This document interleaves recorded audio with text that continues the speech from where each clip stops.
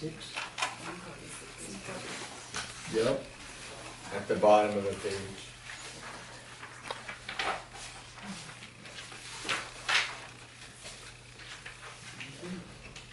Okay. Everybody has a copy. We'll start from page 146. Where's the phone?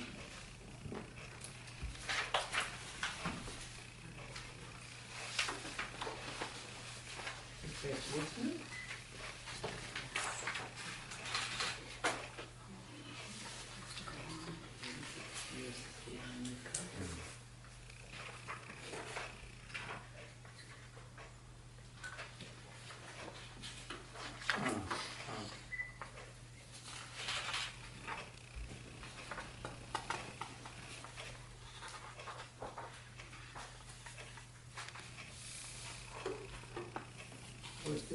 This is mine, Bhante. Is it already on? I think so. Okay, we start from this book. And once I distribute it hands out, you may ignore it since you have the book.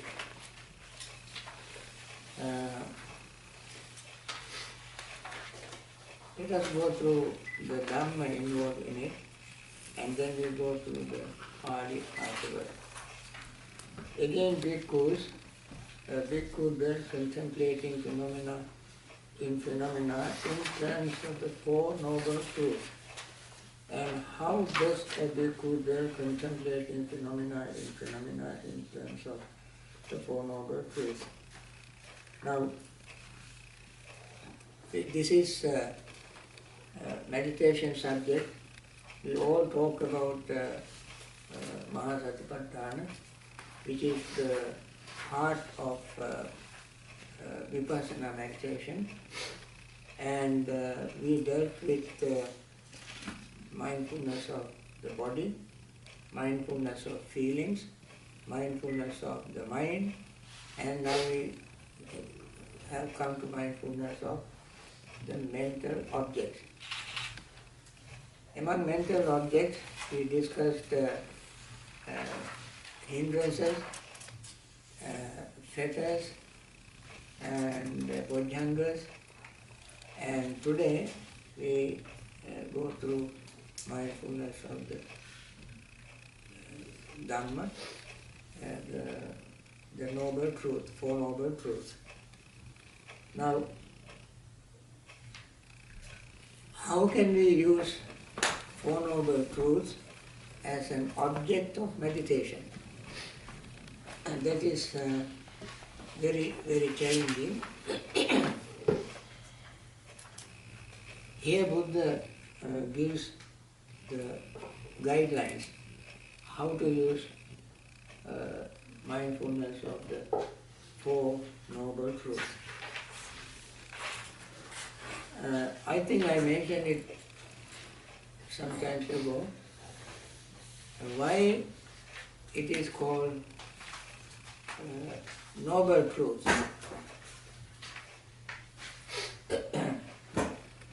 It is called Noble Truth because it is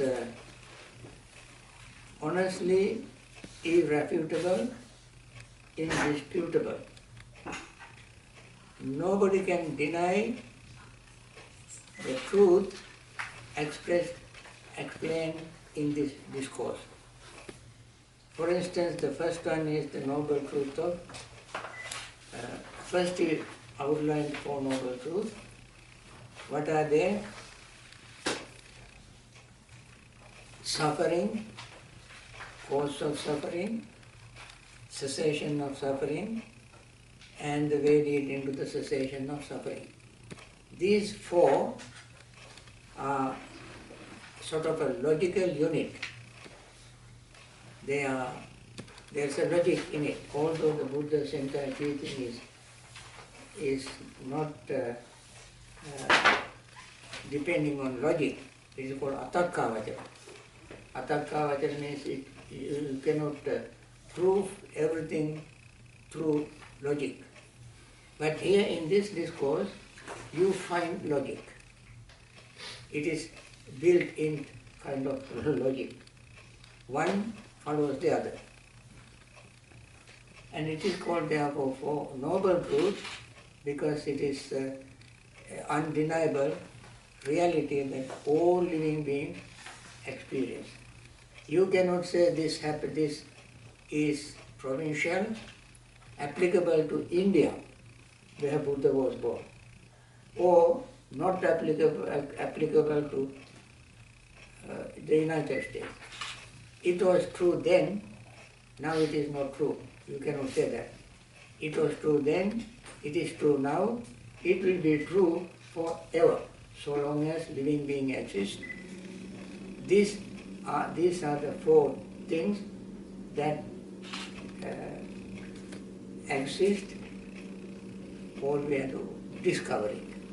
What the Buddha did, he did not invent Four Noble Truths, he simply discovered it. And therefore, it is called Noble Truth. There is called conventional truth, Sammuti Satya. Then there is another truth called Paramattha Satya. This is called Arya Satya. Three types of truths. Sammuti Satya, conventional truth. Paramattha Satya, higher truth. And Arya Satya is noble truth. So, and this noble truth, first is suffering, second is cause of suffering. It goes to four, it is very logical. When you say suffering, the next question is, what is it? What is it? You must ask. So we give a list of things, this is suffering. How does it arise? Or what is the cause of it? Whenever you say something, you must ask, what is the cause? And the cause is given. Is it permanent? Is it permanent? No. It originates from something. What is its origin? Can it remain forever? No. It can be brought to an end. That is the whole purpose of living religious life,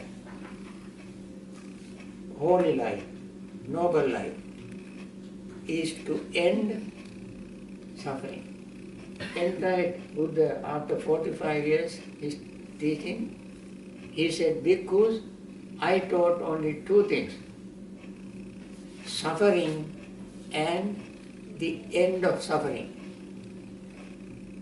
If he simply said suffering, as some very narrow-minded people say, oh, Buddhism is just nothing but suffering. Because they don't see the whole truth.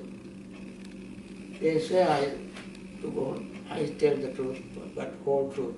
They don't say that with regard to Buddhism. They don't say the whole truth. But they say only half truth. Whole truth is, there is suffering, very true, but it is impermanent. You can bring the suffering to an end. And therefore this is noble truth. Now Buddha defines what the suffering is. And what bhikkhus is the noble truth of suffering? Birth is suffering, aging is suffering, death is suffering, sorrow, lamentation, pain, grief and despair are suffering. Union with what is displeasing is suffering, separation from what is pleasing is suffering, not to get what one wants is suffering. In short, in brief, the 5 aggregate subject to clinging are suffering. Now, let us see this Dhamma in here a little bit. Birth is suffering. I must ask, we all must ask ourselves, is it true? Who suffers? When there is a birth, who suffers? Mother in a way. Mother. And the baby. And the baby. Have you ever seen a baby born with a big smile?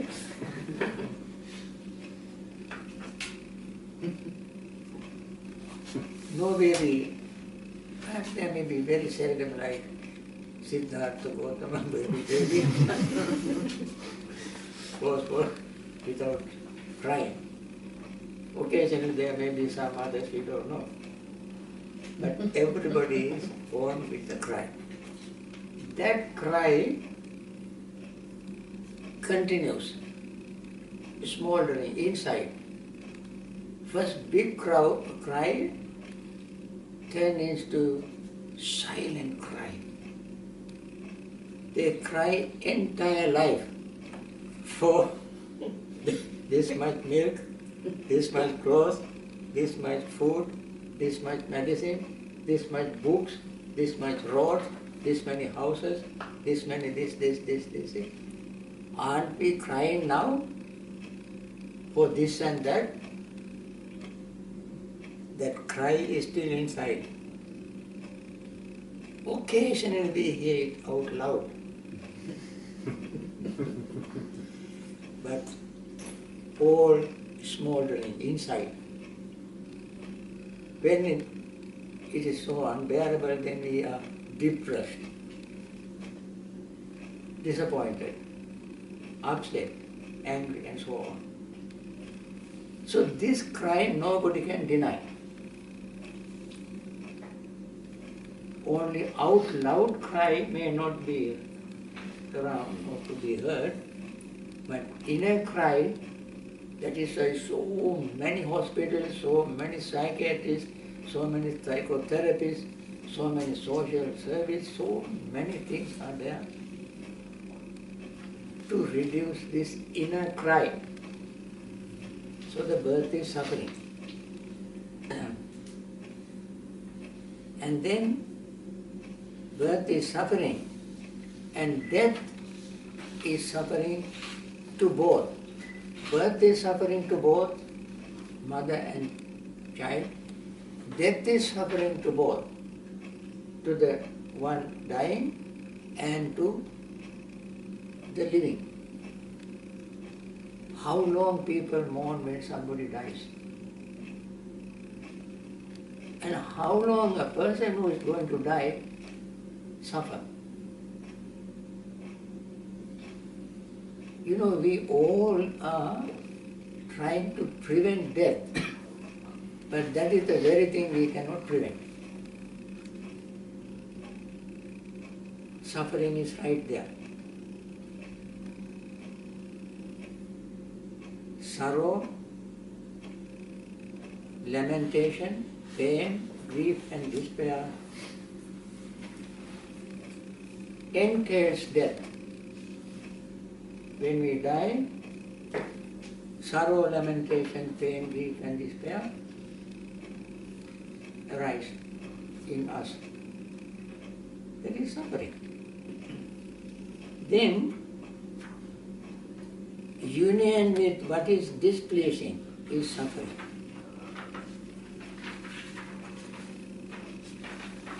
And union with, that implies union with what is displeasing is suffering.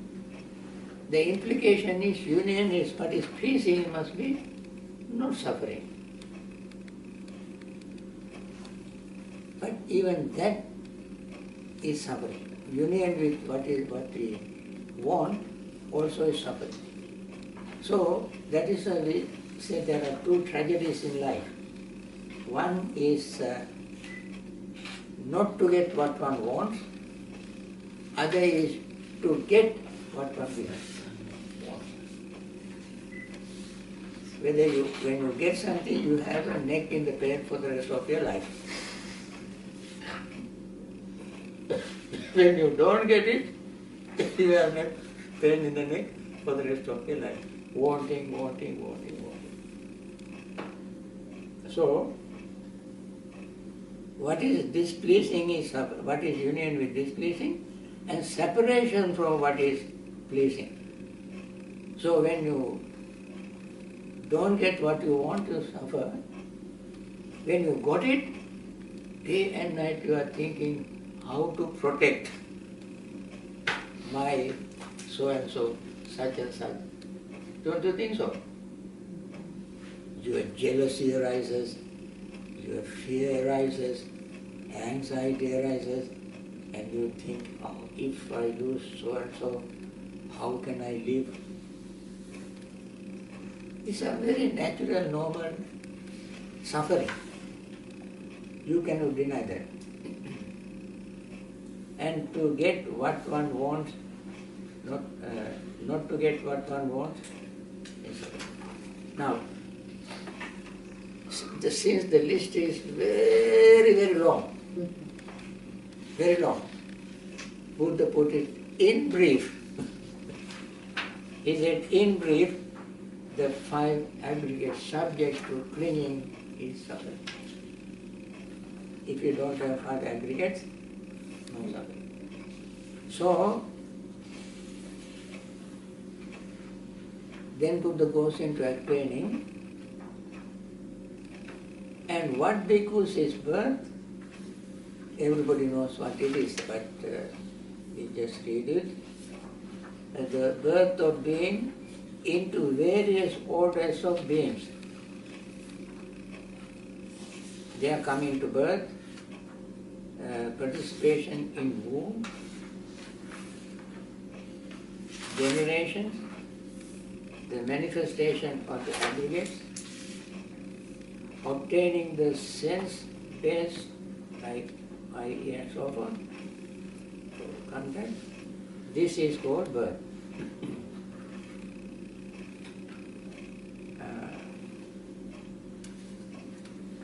And what bhikkhus is aging, this is very interesting, aging. The aging of being is in various orders of beings. They are old age, brokenness of teeth, greyness of hair, shrinkling of skin, decline of life, weakness of faculties. This is called aging. I can witness to that. You may not witness it as yet. Although you are going through that, you will try to deny it. Aging is over there, not here. I am not aging. You are aging. I can see your bald head, not mine. I can see your wrinkles, not mine. Because we don't want to accept it. That not accepting itself is suffering. Not accepting what we really are is suffering. Going through this is another suffering. But denial is another one more suffering. Now, actually this begins at the moment of birth. Aging begins at the moment of birth, but there are different names for that. That age we call growing. Encouraged to grow. But in that growth, aging is taking place, which is so apparently insignificant because the speed of growth is so great. I mean, babies grow at, 1,000 times faster than adults. That is why babies have, weighed very often to see how many weight, how many pounds, and so forth. So keep encouraging to grow. And that, in other words, in the Buddhist terms, is called aging. Although we don't use the word aging for, if you call little child who are running around, hey, you are aging. Even parents will get upset.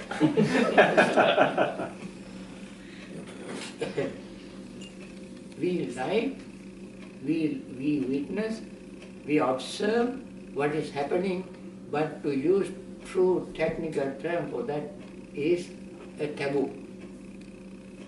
Nobody likes to say that. But we really are growing or aging from the moment we were conceived in the mother's womb. Then Buddha gave very few examples. Brokenness of teeth. I don't know how many of you witnessed that, experienced that. I experienced that. So I know what it is. And then, what we call grayness of hair. How many of you have grayness of hair? Thanks to all these colors in the market, many people don't see grey hair. They all have just whatever, blonde or black or whatever is there, but greyness very seldom can you see. That is true. And then wrinkles of skin. See my skin now? Wrinkles. Face, wrinkle. Everywhere we can find wrinkles on our skin. And now,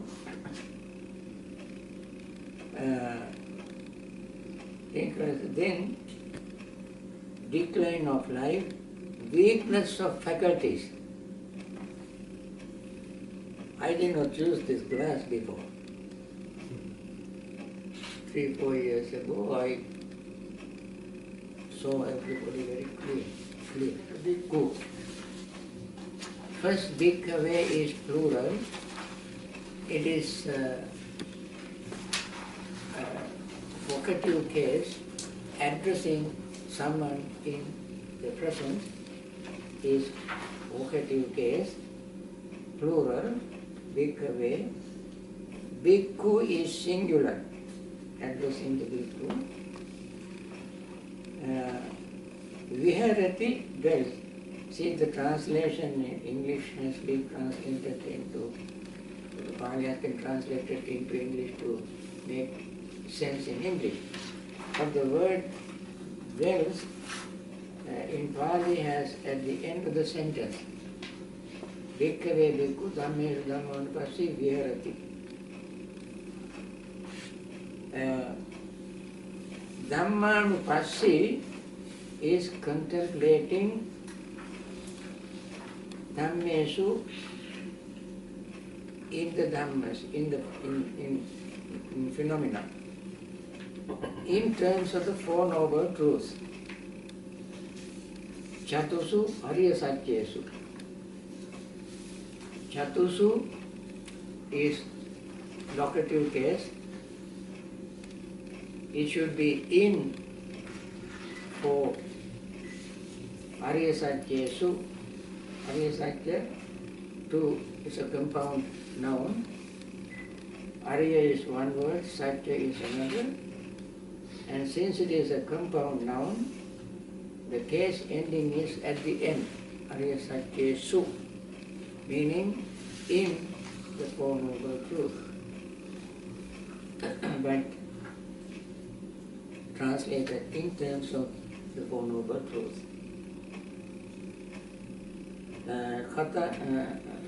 Katantipan Bhikkhave Bhikkhu Dhamme Dhamman Pasiveti, repeat the same thing and asking question how Bhikkhu. Katang is how. Che again, Che Puna again, Bhikkhave Bhikkhu Dhamme Dhamman Pasiveti, Chatusu Arya Satyesu, in terms of the Four Noble Truths.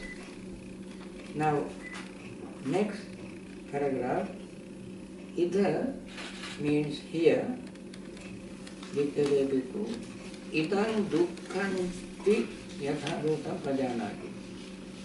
Idang means this, dukkhan, suffering, ti is a quotation, end of quotation mark. Yatha bhutam pajanati.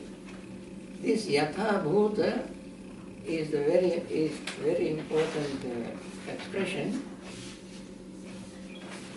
As it really is.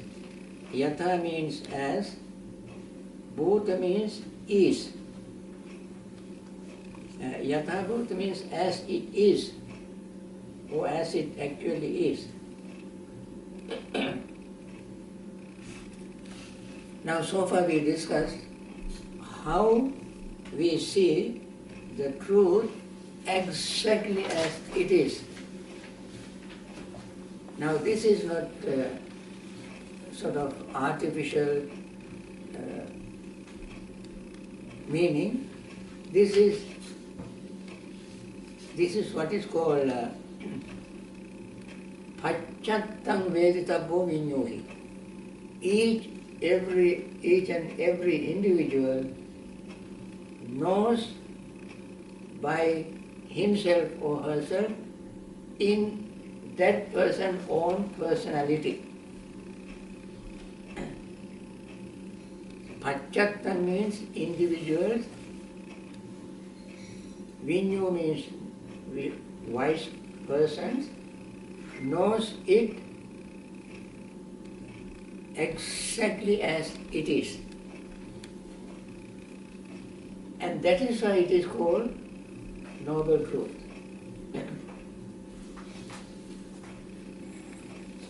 Not something we acquire, not something we learn. This is not a knowledge that we acquire from outside various things. And also we cannot experiment this in a laboratory. We can experiment various external things, but suffering you can never find in a science lab.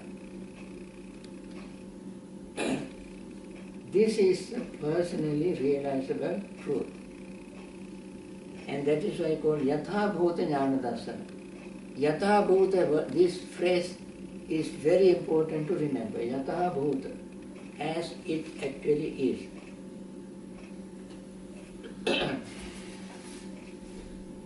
Bhante, how do you translate it with the Jnana Dasana? Huh? How do you translate the full line, the Yatha Bhuta Jnana Dasana? How do you translate the full line? Seeing with wisdom. As it actually. Yeah. Okay. Jnana means wisdom. Dasana means seeing. Seeing with wisdom. Okay. Jnana Dasana.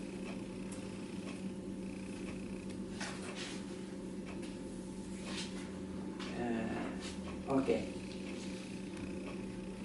Yatha Bhuta Pajanati. Janati means knowing. Pajanati means knowing completely.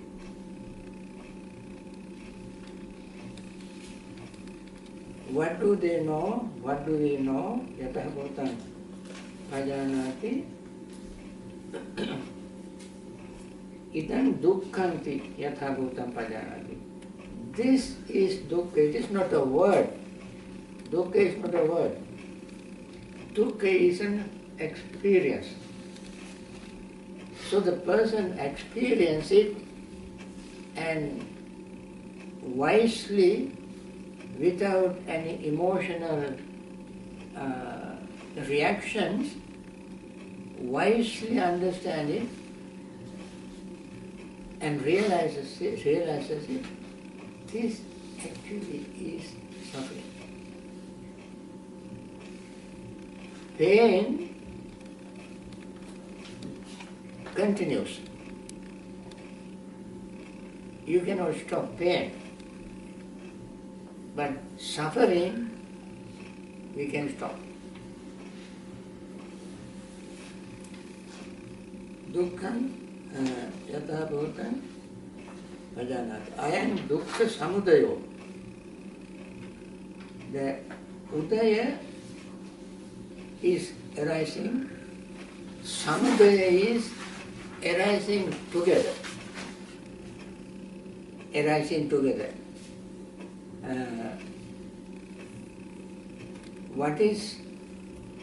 What arises together is ignorance arises together with suffering.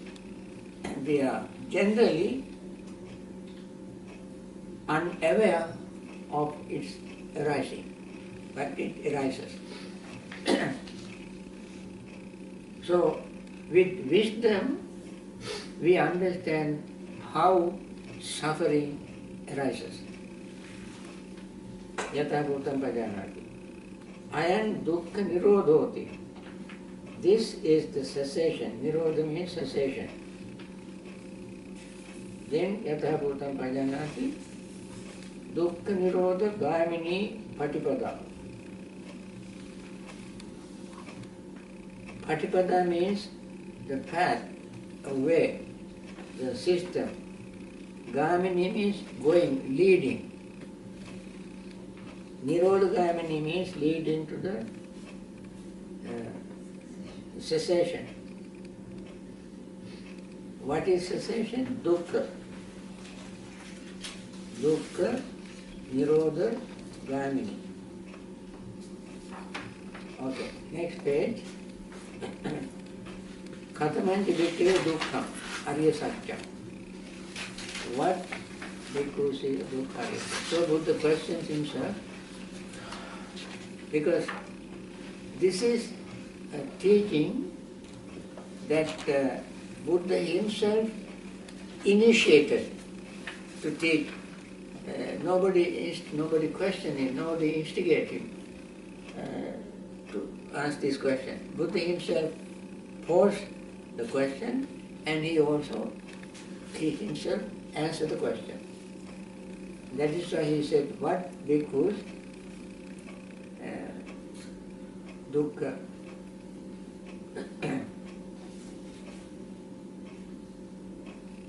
then jati pe dukkha. Jati means birth. Jara is aging. Dukkha. Marana is death. The word Mara and Marana are related. Actually, Mara means that power which destroys wholesome things is called Mara, coming from the same root. Soka, sorrow, parideva, lamentation,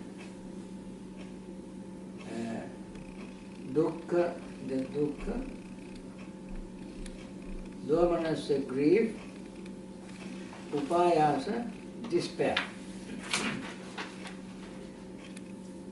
The dukkha. Then appiyehi sampayogo dukkho. Appiya means unloved, or dislike.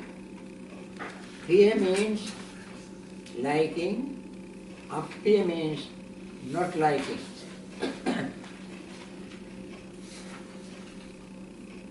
So all these are explained in detail later on. Some payoga, union, association. Then piyehi, from the left ones, vipayoga of separation, dukkha suffering. Yang pi ichcham. Yang, whatever ichcham is like or wish for. Na labhati, not gain.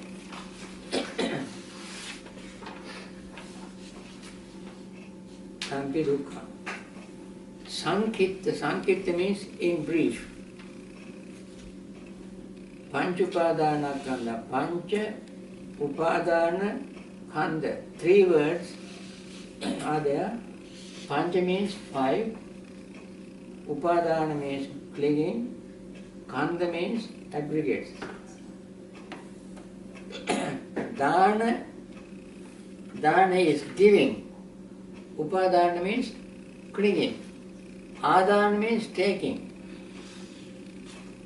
Dana is giving. Adana is taking. That's why we say adinna adana. Adinna adana. Dana giving, adana taking, upadana clinging. In these 3 places we find dana, but the meaning differs from one place to other depending on the prefix. Then there is another dana called samadhana, bringing peace. Dana, adana, upadana, samadhana. There is another word, the last dana is called bhudana. Bhudana means burying in the ground. After all these danas, last dana.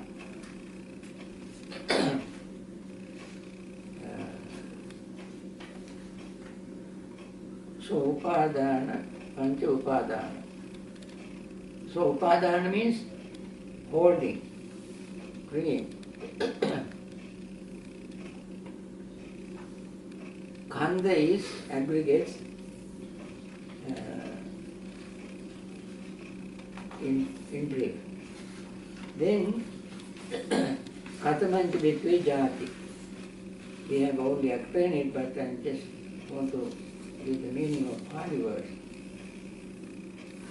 Ya tesam tesam. Tesam means of those. Tesam of those, or theirs. Then theirs refer to sattanam, of living beings.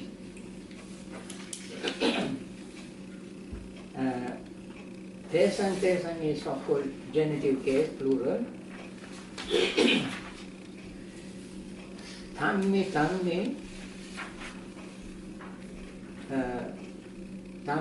actually is ablative case, plural. No, I mean it is locative case, plural. But in English translation we cannot do that. Therefore, the of beings into those states. Satta Nikaye. Satta being, Nikaya means a group, categories.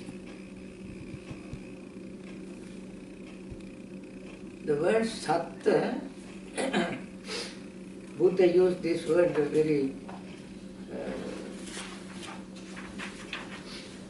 a very keeping very profound meaning in it. Satta means somebody asked the Buddha, what is Satta? Satta, Satta, Satta. What is Satta? Buddha said, Satto asattoti satto. Meaning that being which clinging to something is called Satta. What is it clinging?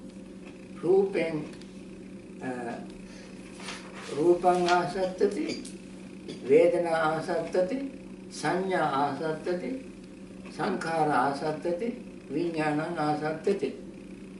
Clinging to the form, clinging to feelings, clinging to perceptions, clinging to consciousness, and therefore that being that clings to these five aggregates is called Satta. So the Arahant and Buddha are called Asatta. There is a statement in Dhammapada, last chapter, Brahmana Varga, Asattam Sugatam Buddham Tamaham Ruva Brahmana. Asatta. Asatta means the entity that does not cling to any aggregates. Buddhas don't cling to aggregates, Arahants don't cling to aggregates, therefore they are not Satta. That is why the Buddha or Tathagata, when question cannot be defined. In sutras we come across the term Tathagata, and when somebody asked, Buddha asked somebody, can you see Tathagata now? You cannot see Tathagata because he is not Satta. When after attainment of enlightenment, when the Buddha was going to Benares, a man called Upaka asked the Buddha, who are you? He was so radiant, so beautiful person. Are you human? Are you divine being? He said, no. Are you human? He said, no. Are you a devil? He said, no. Then who are you? He said, I am Buddha. One who is not awakened to the wisdom, truth, is not attached to any of these aggregates. And therefore, there is no separate term for that person except calling the Buddha. Anyway, Tesang Sesang Haptanam, Tammitami Satta Nikaya. Satta Nikaya means any group of existing, they all have the clinging to their aggregates. That's why they are called Satta. Yati, Sanjati, Okkamati. Okkamati means entering. Abhinibbanti, rising, manifestation. Then Khandanam Patubhava. Patubhava means appearing or coming into being. Khandanam of the five aggregates. And then Ayatananam Patilabho. Ayatana means senses, 6 senses. Patilabho means receiving. That is called birth. Then Jara. We explained the meaning. Let us see the Pali words. Tesang sattanam tammi satta nikaya jati jiranata. Tesang sattanam, the same, the meaning of those living beings. Tammi into and into Satta Nikaya, the group of beings. Jara, aging.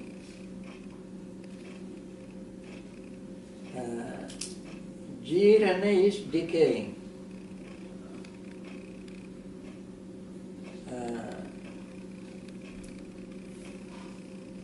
Jara,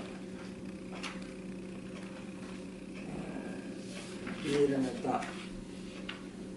Khandicham. Khandicha means broken. Kadicha in Sinhala is kadicha. Pali khandicha. Kadicha, that is broken. The teeth is not given, the teeth is added here in English translation. Brokenness. So what really is broken are our teeth. So Palicha means Palicha. Pali in Sinhala is Pahicha. Sinhalese people understand Pahicha. Grown, ripen. Vali Thacha. Vali means wrinkle. Thacha means skin. Then Ayuno Sanghani, the decline of age. Indriyanam Paripako. Indriya means, what are the indriya? Mind can have varieties. That is why it is called Mano, Chitta, Vijnana. These three terms are used. Mano means knowledge, knowing. Chitta means variety. Chitta also is called picture. And Vijnana means, Mano means calculating, measuring, division, discriminations, and all these logical things can do by the mind. That's what is called Mano. Vijnana means knowing everything. But all these three terms are used for the mind. We use one term at a time. So that is why they are called Indriya. Indriyasya, Jivita Indriyasya Upacheda. No. We are in Jara, yes. Indriyanam Paripako. Ayam Uchati Bhikkhave Jara. I think, friends, with this Jara we stop the class. In my Jara classic. So, if you have any question, we can spend some time. They're here. Bhante, Yeah. this Mano, Chitta, Vijnana, those three those three go through karma. Like Mano is also karma. Chitta, actually, when you commit the karma, all these three involved. You cannot separate them.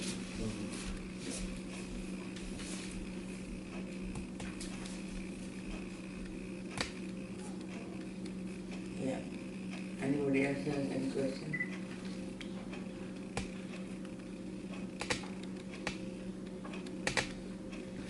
What is Pabam? Huh? Such a Pabam? What is that? Abba.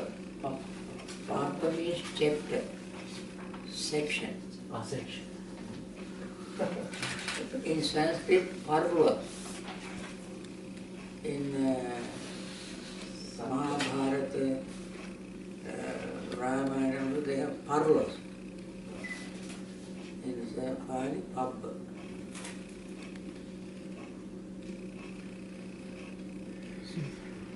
Okay?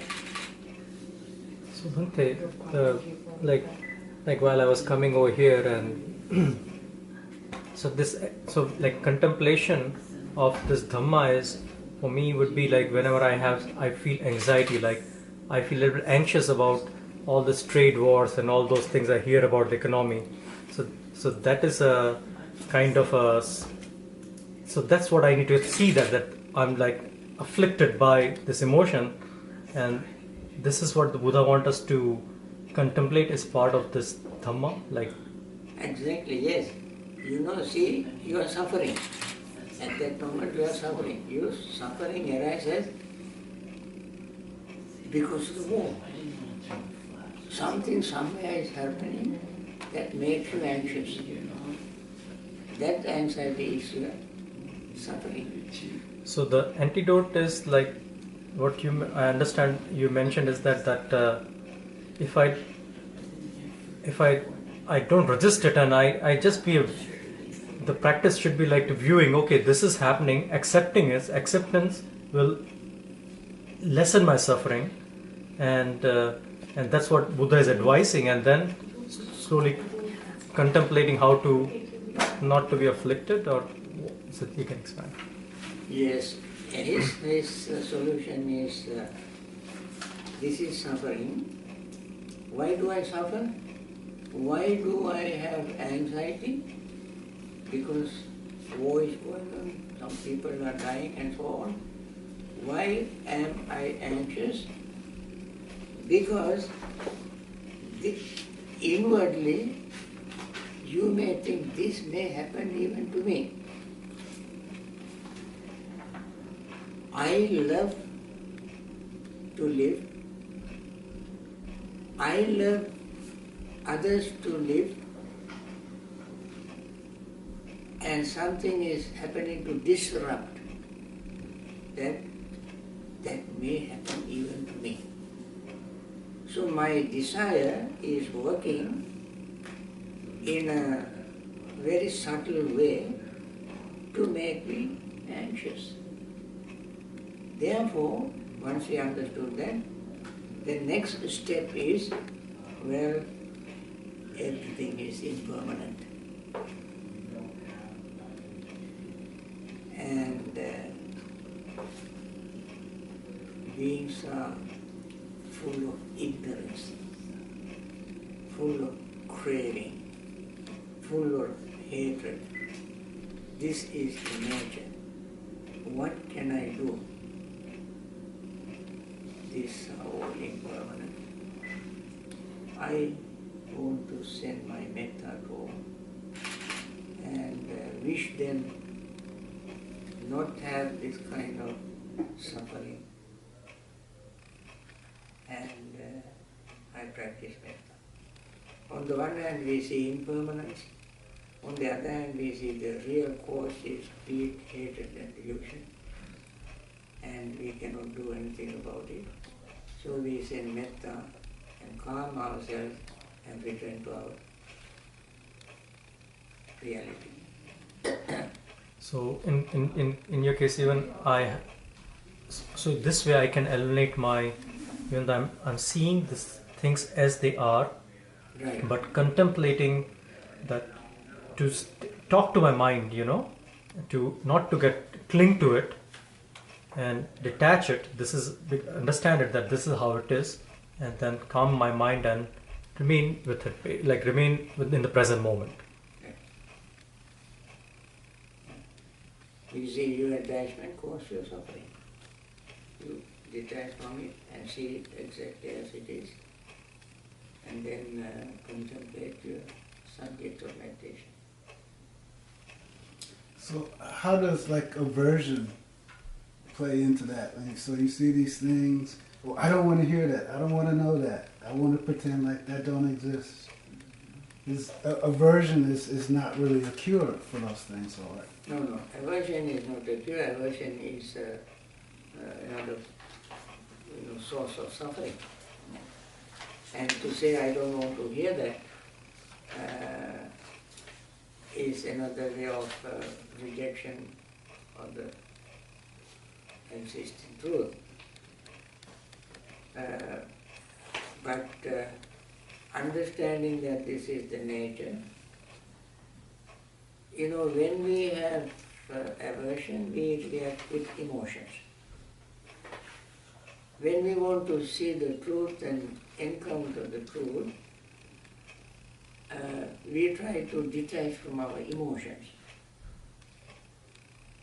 And that is why here it is said, see with wisdom. When we see things with wisdom, emotion doesn't play any role in that. Not that person doesn't have a metta, loving friendliness, compassion. Person has all this. And yet does not react with emotions.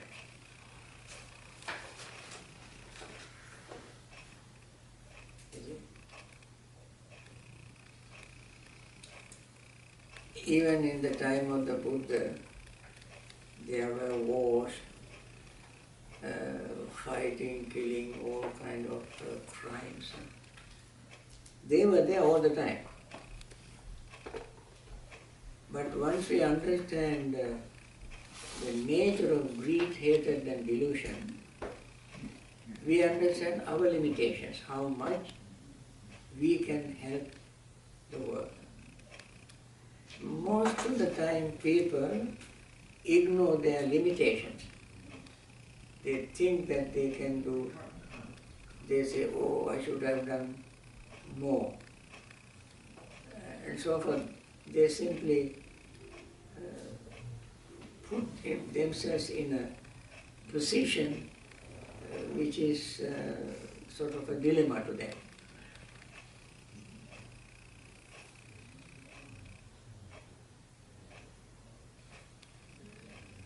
We undertake how much we can do. And also we must always remember, I cannot control myself. How much less power do I have to control anyone else in the world? So I try to control at least myself.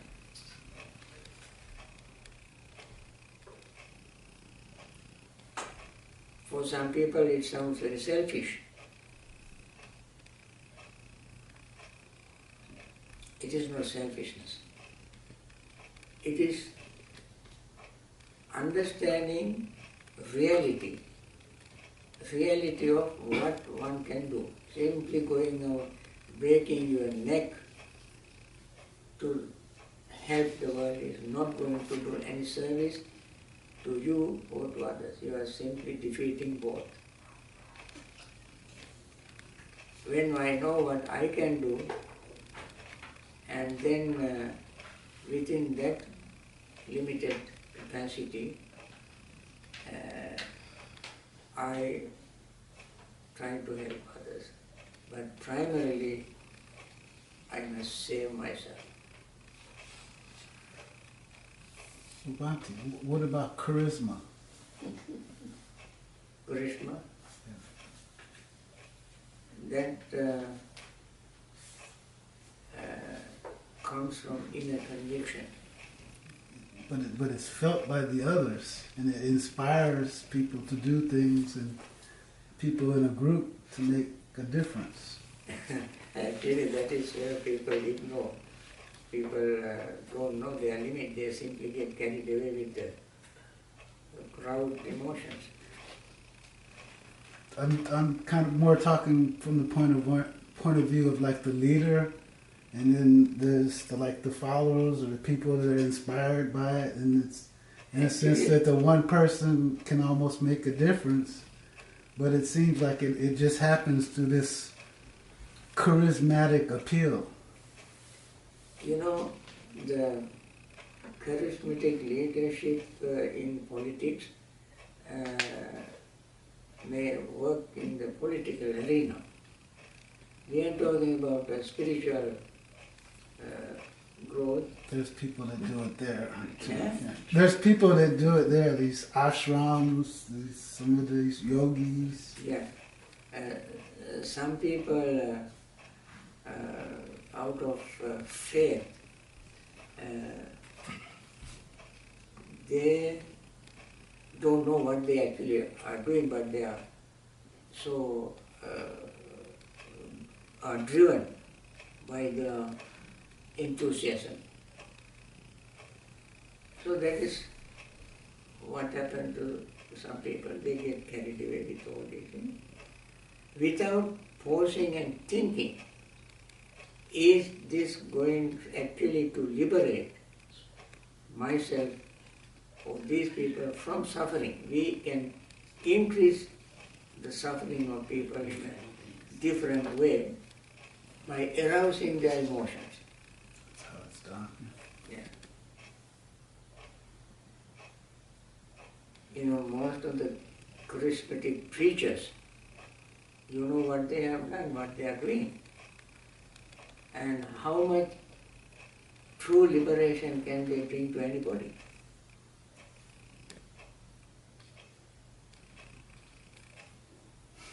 Thank you. With a bigger chair. Yeah, very good. You know, real leaders, even in these charismatic teachers, preachers, they must look at Jesus Christ himself. He never went after money, power, popularity. He was convinced that what he was doing is true. He stood for the truth. Did not care for how many people criticized him. As you know, in Christian history, he was criticized and criticized. He never paid any attention to that. And he never stood on a podium and shouting at people, trying to follow him. So is the Buddha. Because of their pure heart, their conviction, they taught the truths that penetrate people's heart, and they can think and think and think and see the purity of the one who delivers the message.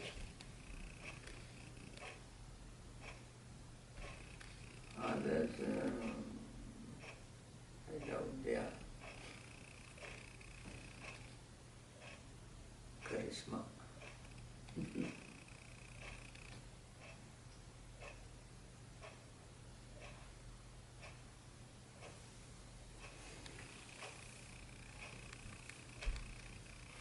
Okay. Sadhu, sadhu, sadhu. You came for the retreat? I'm hoping that I can come to the retreat. May I ask you a personal question?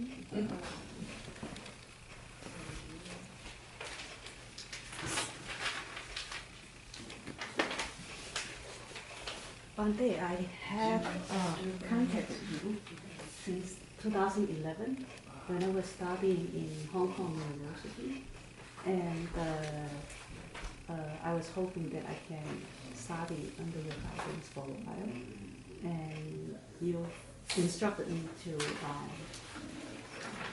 come back to you after I graduated from Hong Kong U. Since then, I went to the Harvard Divinity School, and so I haven't had a chance to come over here yet. And I make several attempts to come actually, and each time it's just not the right timing, I guess. Sometimes it's in the retreat, or sometimes it's, no one is around.